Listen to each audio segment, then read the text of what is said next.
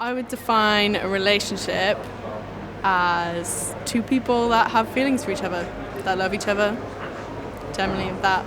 A relationship is when there's enough trust involved that two people can be together and not have to worry about other people coming between them. No, I've never heard of that, polyam, no.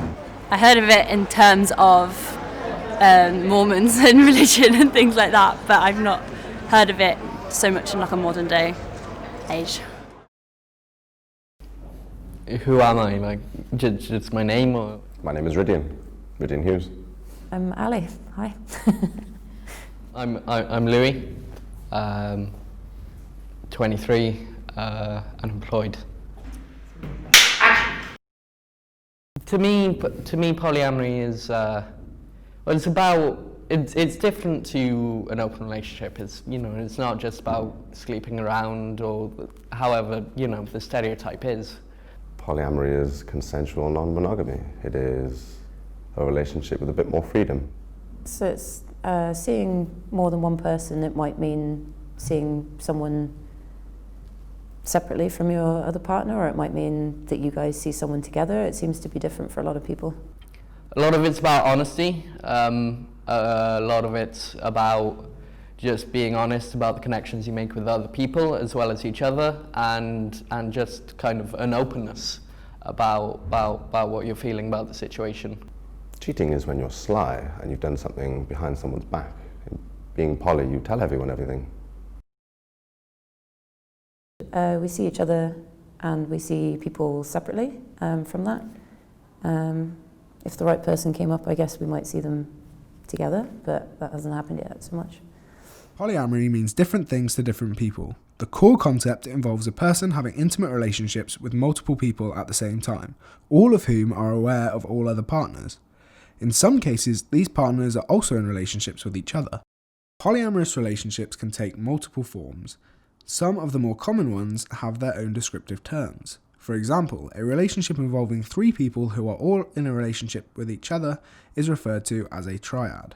If two of the people aren't in a relationship together, but both are in a relationship with a third person, this kind of relationship is called a V, with the third person forming what is known as the hinge.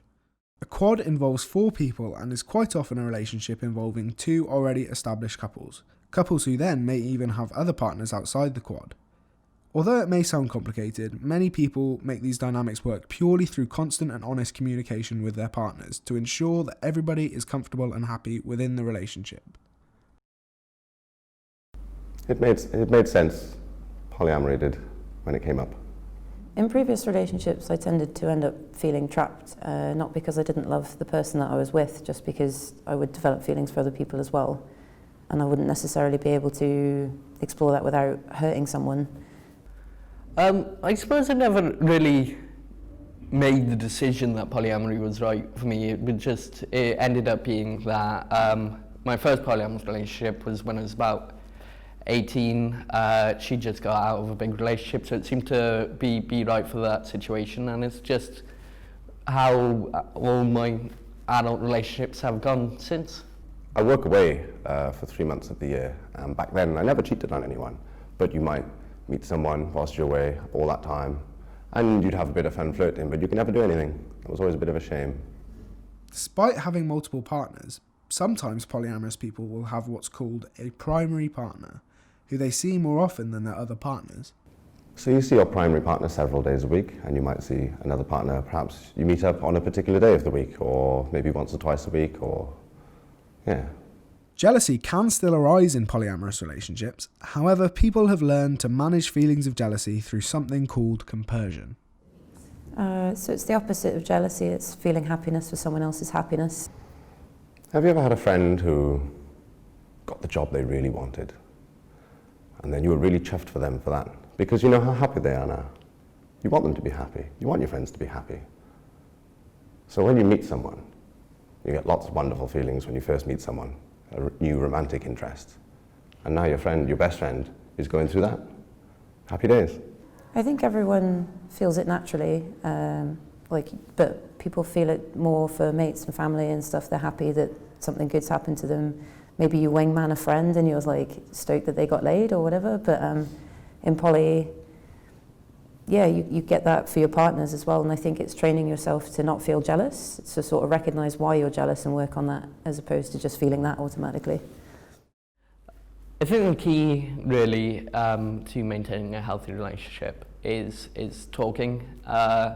There's often the temptation when there's like that little twinge of uncomfortability to just brush it aside, but then it builds and it festers, and you don't want that to happen. Just being very open about everything you're feeling, about possibilities, about everything like that, and it's just really maintaining that healthy dialogue. So you guys asked us a bunch of questions, and I did want to have one or two for you. I was just wondering if you already knew about polyamory before and what you guys think about it now. Personally, I had never heard of polyamory. I had heard of polyamory before doing this project because I was one of the people who came up with the concept to explore throughout our working on it. So I think it's really cool how people can be so honest and open with each other, because I imagine it requires such a good level of communication that I think a lot of relationships struggle to achieve. So after speaking to us, have you guys thought about if you could ever be polyamorous, or what do you think about it now? I mean, there's a possibility. The concept seems cool, but I don't know if I'd ever be able to get over the whole jealousy thing. Well, obviously before doing this documentary, I'd never really considered it as something for me, and I'm not really sure how that has, obviously I know more about it, so I'm not saying that in the future it might not ever come up. I think the whole idea of completely honest and open communication is something that I really admire, and I'd like to be able to implement that in my own relationship. Whatever tickles your pickle, I suppose.